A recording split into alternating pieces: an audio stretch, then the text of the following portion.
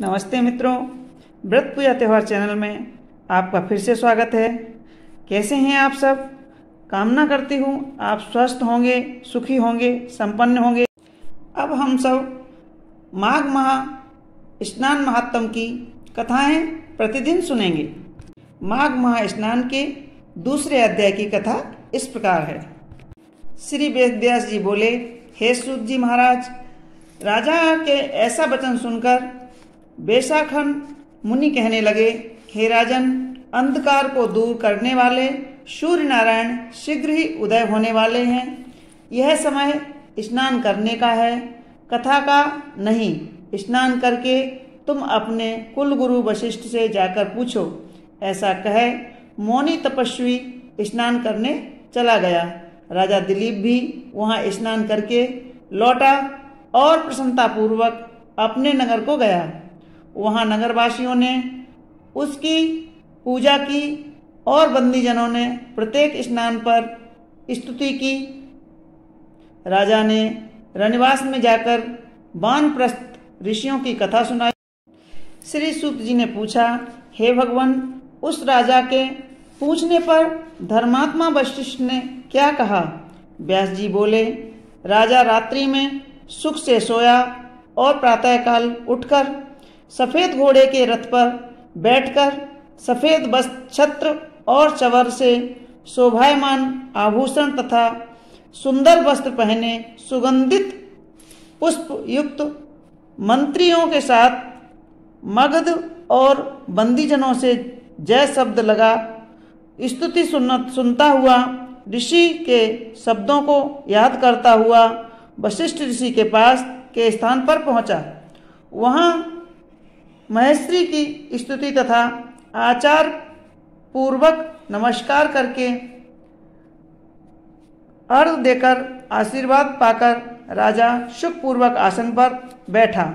जब ऋषि ने राजा से कुशल पूछा तब राजा ने प्रसन्न होकर कहा, सब कुशल है। तब मधुर वाणी से राजा ने बैखानस के कहे हुए प्रश्न को पूछा तथा विनती किया, हे भगवान, आपकी कृपा से मैंने विस्तार पूर्वक आचार, दंड, नीति, राजधर्म तथा चारों वर्णों के चारों आश्रमों की प्रक्रियाओं को सुना है। दान, विद्या, यज्ञ की विधियां, व्रत की प्रतिष्ठा और विष्णु भगवान की आराधना की विधि भी सुनी है।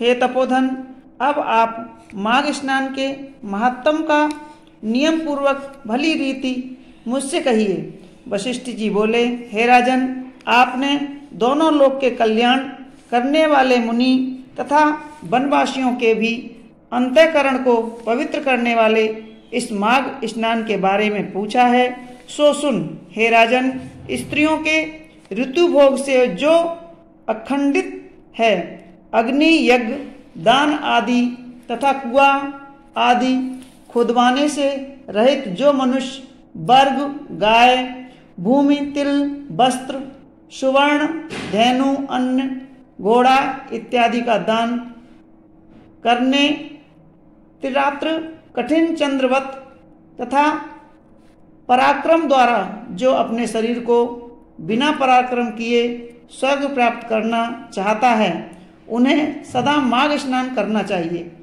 ऐसा करने से मनुष्य अवश्य ही पुत्र पौत्रों से युक्त वाला तथा राजा होता है। उसको मुक्ति देने वाली बुद्धि भी अवश्य ही होती है। हे नृप श्रेष्ठ, दिव्य दृष्टि वाले महात्माओं ने कहा है कि माघ स्नान में यज्ञ, तप, दान से अनंत फल होता है। सकाम तथा प्रजा के हित के लिए अथवा भगवान के निमित्त जो स्नान करता है, उसकी काया शुद्धि, प्रीति, ऐश्वर्य तथा चारों प्रकार के फलों की प्राप्ति होती है। अदिति ने 12 वर्ष तक मकर संक्रांति में अन्न त्याग कर माघ स्नान में स्नान किया। इससे उसके तीनों लोक को उज्जवल करने वाले 12 पुत्र हुए। माघ में स्नान करने से रोहिणी, सुभगा और अरुंधति दानशीलता हुई और इंद्राणी जैसी सुंदरी होकर सतखंडे गृह में निवास करती थीं। जो शोभा युक्त यहाँ रूपवती स्त्रियां रहती थीं, मंगलाचार वेद ध्वनि होती थी तथा विद्वान ब्राह्मणों से संपन्न था। जो मकर संक्रांति में स्नान करते हैं और देवताओं का पूजन करते हैं, वे अतिथियों से परिपूर्ण ऐसे सुंदर घर में रहते हैं। वह मनुष्य धन्य हैं जिन्होंने माघ में बहुत सा दान व भगवान मधुसूदन का पूजन किया तथा इष्ट वस्तु का दान तथा व्रत नियमों का पालन किया। माघ मास काम मूल फल से निष्काम और सदा मोक्ष देने वाला होता है। जो दान करने वालों को, वन में तपस्या करने वालों को तथा अति भक्तों को प्राप्त होते हैं, वे सदा माघ करने वालों को प्राप्त होते हैं। पुण्य क्षीण होने पर मनुष्य स्वर्ग से वापस आते हैं, परंतु माघ स्नान करने वाले स्वर्ग से वापस नहीं लौटते। इससे बढ़कर कोई भी तप, कर्म व व्रत आरोग्य देने वाला तथा पवित्र और पापनाशक नहीं है। भृगु जी मणि पर्वत पर विद्याधरों को यह सुनाया था। राजा ने कहा, ब्राह्मण भृगु जी के कहे धर्म उपदेश सुनने का मुझको बड़ा कौतूहल है, इसलिए मुझसे कहिए। ऋषि बोले, हे राजन, एक समय 12 वर्ष तक वर्षा न होने से सब प्रजा क्षीण होकर दसों दिशाओं में उद्विग्नता से चली गई।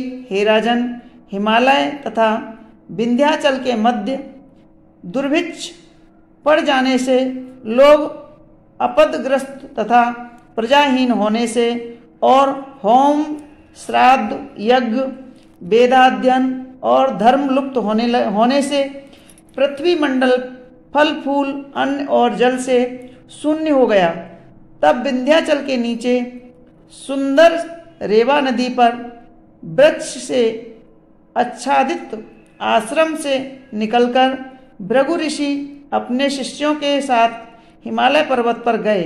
वहां पर कैलाश पर्वत के पश्चिम की तरफ ऊंचे मणिकूट, सुवर्ण पर्वत के नीचे आधा भाग स्फटिक बिलोर से सफेद तथा बीच का भाग नीले शिलाओं से युक्त सुंदरता में नीलकंठ पक्षी के समान था। इस पर्वत के बीच बीच में नीली सुनहरी रेखाएं काले मेघों में चमकती हुई बिजली के समान शोभा देती थी।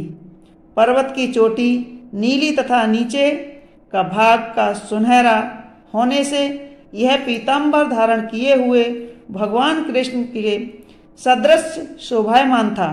बीच का हिस्सा नीला होने से तथा कहीं कहीं सफेद स्फटिक रहने से इस पर्वत की शोभा तारायुक्त आकाश के समान थी, जिसके स्वच्छ शरीर पर चमकती हुई दिव्य औषधियां रात में अनेक दीपकों से युक्त बड़े महल के समान दिख पड़ता था। इस पर्वत का ऊपरी भाग बांसुरी बजाती, गीत गाती हुई किन्नारियों से शोभायमान था तथा केले के पत्तों की पताका से यह पर्वत सदा सुशोभित था। यह पर्वत पन्ना, नीलम, पुखराज तथा इसकी चोटी सफेद पत्थरों के बीच से निकलती हुई रंग बिरंगी किरणों से इंद्रधनुष के समान दिखाई देती थी। सुवर्ण इत्यादि सब धातुओं से तथा नाना प्रकार के चमकीले रत्नों से शोभायमान अग्नि ज्वाला के समान चारों ओर फैली है। इस पर्वत के बीचों बीच कंदराओं में आकार काम पिंडित विद्याधरी अपने पतियों के साथ रमण करती हैं। प्राणायाम करने वाले सब कलेशों को जीते हुए बैरागी लोग इसकी गुफाओं में दिन रात ब्रह्म का ध्यान करते हैं।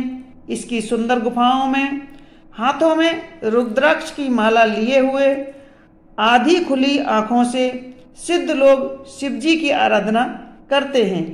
सब दिशाओं में मंद मंद सुगंध शीतल वायु चल रही है और गिरते हुए झरनों का जल सदा सुंदर शब्द करता है।